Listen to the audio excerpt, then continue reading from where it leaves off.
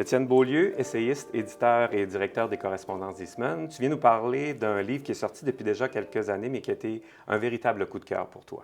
Oui, pour moi, le livre d'Éric Siblin, Les suites pour violoncelle seul de Bach, le sous-titre Enquête d'un chef-d'œuvre baroque, ça rejoint beaucoup de mes passions personnelles. Bien sûr, le violoncelle, je pratique de manière amateur et très humble le violoncelle, mais l'essai littéraire aussi.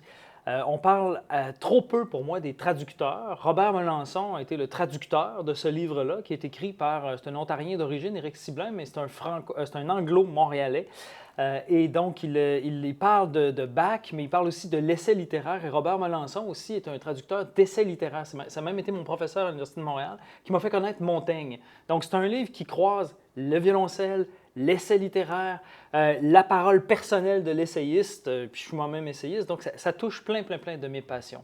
Et donc, est-ce qu'il y a une histoire quand même dans cet essai? Oui et non, c'est drôle. Oui. Parce que les 6 suites pour violoncelle de Bach, bon, comme le titre le dit, c'est 6 suites, mais Éric Siblin, il divise son essai en 6 suites qui parlent autant de Bach, de l'histoire de Bach, de manière très simple, très facilement lisible, c'est accessible, mais aussi de Pablo Casals, un des plus grands violoncellistes de l'histoire, qui est espagnol, catalan, qui a redécouvert complètement par hasard le manuscrit des 6 suites pour violoncelle dans une petite boutique en Catalogne, et de l'histoire même des grands violoncelles et de sa propre histoire d'essayiste. Et j'aime beaucoup, moi, les livres qui sont personnels, qui sont investis, on sent la vibration humaine dans le livre. Et c'est le cas d'Éric Siblin ici, qui avoue son incompétence en violoncelle, mais qui est fasciné par les suites pour violoncelle de Bach, un des plus grands chefs-d'œuvre de l'histoire de la musique. Et donc, il y a un petit aspect enquête aussi dans ce livre-là. C'est une enquête, et c'est une enquête qui, je dévoile tout de suite le punch, on ne saura pas. On ne le saura pas qui a vraiment la vérité sur les suites pour violoncelle seul. Et c'est ça qui est fascinant dans cette pièce musicale, c'est qu'on n'a aucune idée comment la jouer en réalité. Est-ce qu'on doit la jouer avec un peu de vibrato? Est-ce qu'on doit la jouer avec un peu plus d'intensité, plus de lenteur, avec un archet baroque, un archet classique?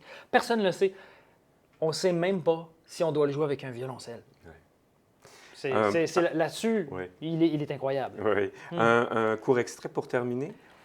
Avec plaisir. Il dit « Les suites pour violoncelle sont une page blanche, une sorte de test de Rorschach qui permet à leur interprète d'interpréter Bach à leur marque et de jouer l'œuvre comme ils l'entendent, ou comme ils croient que Bach aurait voulu qu'on la joue. » Donc, on rappelle le titre, Les suites pour violoncelle seul d'Éric Siblin. Merci beaucoup, Étienne Beaulieu. Ça me fait plaisir.